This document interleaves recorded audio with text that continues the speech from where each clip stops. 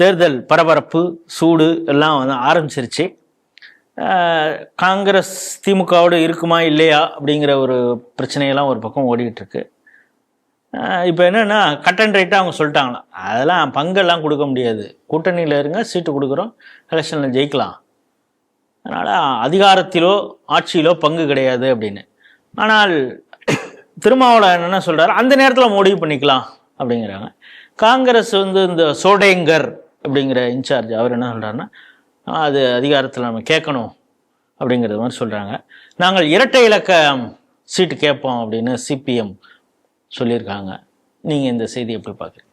அதாவது நம்ம நேயர்களுக்கு நான் பேசுறது கொஞ்சம் வெறுப்பாக இருக்க வாய்ப்பு இருக்கும். எப்போ பார்த்தாலும் இந்த மீடியாவை திட்டிகிட்டே கிடக்கான் இந்த பையன், எதுக்கு, ஏன் இது ஒரு மனநோயா அந்த ஜெயராமனுக்கு அப்படின்னு நினைக்க கூட வாய்ப்பு இருக்கு. பரவாயில்ல, நினைச்சிங்க, நிறையாவே நினைச்சிங்க. உங்களுக்கு அதோட வீரியம் புரியாதனால நீங்கள் அதை பேசுறீங்க, என்ன ஏற்றுறீங்க. இல்லைன்னா மீடியாவில் இருக்கிறவனை பரம்பரையே கழுவி ஊற்றிருப்பீங்க நீங்கள். இதே மாதிரி விஷயங்கள் பாரதிய ஜனதா அதிமுக கூட்டணியில் இருக்கும்போது ஓபிஎஸ் வருவாரா, டிடிவி தினகரன் ஏன் வலது பக்கம் பார்த்து கண்ணசைத்தார், அவர் ஏன் இடது பக்கம் திரும்பவில்லை, அப்படி இப்படின்னு சொல்லி இவங்க ஆத்துன்னு ஆத்துவானுங்க. அமித்ஷா நோ சொல்லிவிட்டாரா, எஸ் சொல்லிவிட்டாரா, ஏன் அமித்ஷா ஒரு கண்ணால் பார்த்தார், இப்படிலாம் வேற ஒருவரை அடக்க போகிறாரா, இப்படி யார் தலைமையில் கூட்டணி, இந்த மாதிரிலாம் ஆத்துன்னு ஆத்தின பயிலுவேன். இப்போ அது எவ்வளவு சென்சிட்டிவா போயிட்டு, ஏதாவது ஒரு மெயின் ஸ்ட்ரீம் மீடியா காங்கிரஸ் திமுகவை மிரட்டுகிறதா, திமுக கூட்டணியில் இதே எண்ணிக்கை தொடருமா அப்படின்னு ஒரு வாரம் தொடர்ந்து விவாதம் வைக்கணும். நான் ஒரு விதத்தில் திமுகவை பாராட்டுறேன். ஏன்னா நீ எனக்கு ஆதரவா இருக்கிற வரைக்கும் தான் நீ ஆள். நீ நீதி நேர்மை நியாயம் இந்த கதையெல்லாம் நீ பேசி நீ இதை சம்பந்தமா ஒரு நாள் விவாதம் நடத்தினா கூட அவனுக்கு இந்த மாட்டு காய அடிக்கிற மாதிரி காய அடிச்சு அவனை கதற விடுறான். அது வந்து அரசியல் ரீதியா நாம செய்ய வேண்டிய வேலை.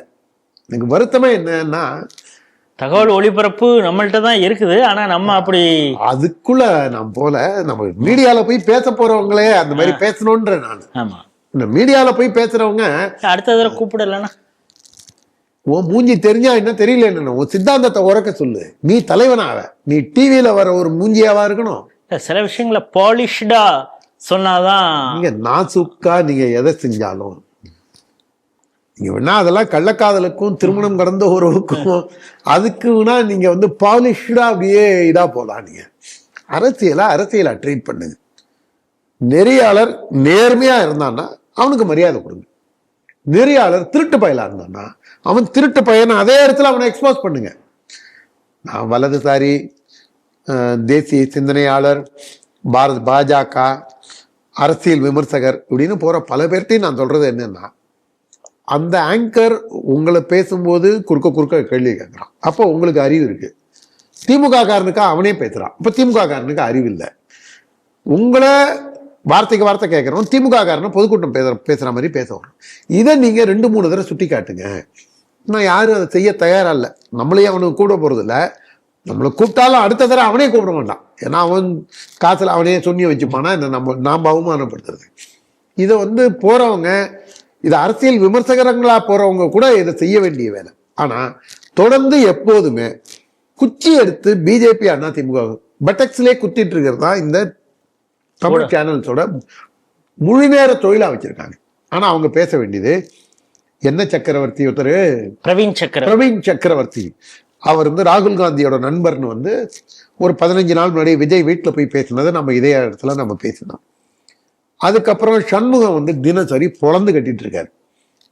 அவரை என்னங்க நிறைவேற்றிட்டாங்க, 90% நிறைவேற்றிட்டோம், 95% நிறைவேற்றிட்டோன்னு 520 தேர்தல் வாக்குறுதியில அவங்க ஒரு 140 கூட அறகுறையா நிறைவேற்றல, மீதி எல்லாம் நிறைவேற்றாம இருக்காங்க. வேணா விவாதத்துக்கு தயார் அப்படின்னு என் நண்பன் நக்கீரன் பிரகாஷ்ட அதை விவரமா பேட்டியில சொல்றாரு. அவரு பிரகாஷும் அவர்கிட்ட இதான் வாங்கணும்னு முயற்சி செய்யறான், முடியல, அவர் வெற்றி செய்யறாரு.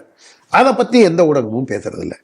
திருமாவளவன் வந்து நல்லா மீசையை பேசும்போது மட்டும் முறுக்கி, நான் யார் தெரியுமா, டெல்லியில் அமர்ந்து கொண்டு தென் தமிழகத்தில் கலவரத்தை ஏற்படுத்துவேன் அப்படின்னு பூட்டிய அறைக்குள்ள இருந்து சவால் விடுற இந்த திருமாவளவன் இப்ப என்ன சொல்றாரு, இல்ல அதெல்லாம் தேர்தல் நெருக்கத்துல பார்த்துப்போம். ஆண்ட சொல்றதுதானே கேட்க முடியும். அதே அவர் ஒரு இடத்துல என்ன சொல்றாருன்னா, நம்ம இருக்கிறதுனால டிஸ்கம்ஃபர்ட்டா அன்கம்ஃபர்ட்டாலாம் ஃபீல் பண்ணாங்கன்னா அதை பற்றி நமக்கு கவலை இல்லை, I don't care. வெளியில ஐ டோன்ட் கேர் அப்படின்லாம் அவங்க சொல்லியிருந்தாரு. அதெல்லாம் சும்மா. அதுக்கப்புறம் போன்ல, ஐயா ஸ்டாலின் ஐயா என்ன மன்னிச்சுங்க, நான் ஏதோ கொஞ்சம் எங்க தொண்டர்களை உற்சாகமா வச்சுக்கிறதுக்காக சொன்னேன்னு ஸ்டாலின்ட்ட கூட சொல்லியிருக்க மாட்டார். அவர் வந்து அல்லேலூயா பாபுட்ட சொல்லியிருப்பாரு, இல்லை உதயநாட்ட சொல்லியிருப்பார். உதயனா இல்லைன்னா அது அல்லேலூயா பாபுவே அவரை பொறுத்த வரைக்கும் அல்லேலூயா பாபுவே ரொம்ப ஜாஸ்தி. அல்லேலூயா பாபுவோட பிஏட்ட கூட சொல்லியிருக்க வாய்ப்பு இருக்கு. அண்ணன்ட்ட சொல்லி முதல்வர்கிட்ட சொல்லுங்க, நான் மன்னிப்பு கேட்டேன்னு சொல்லுங்க, தெரியாம பேசிட்டேன், எங்க தொண்டர்களை உற்சாகமா வச்சுக்கிறதுக்காக பேசியிருக்கேன் அப்படின்னு சொல்லவும் வாய்ப்பு இருக்கு. இதுல அல்டிமேட் காமெடி என்னன்னா, இந்த ஜி ராமகிருஷ்ணன் மாநில செயலாளர் இருந்தவர், நாங்க வந்து இரட்டை இலக்கத்துல சீட்டு கேட்போம் உள்ளாட்சி தேர்தலையோ நான் கூட நினைச்சேன், கவுன்சிலர் நகரசபை வார்டு அதுக்கே கொடுக்க மாட்டாங்க. அவங்களுக்கு ஒதுக்குன சீட்டே இவங்க தட்டி பறிச்சதெல்லாம் ஸ்ரீபெரும்புதூர்ல எல்லாம் பார்த்துருக்கு.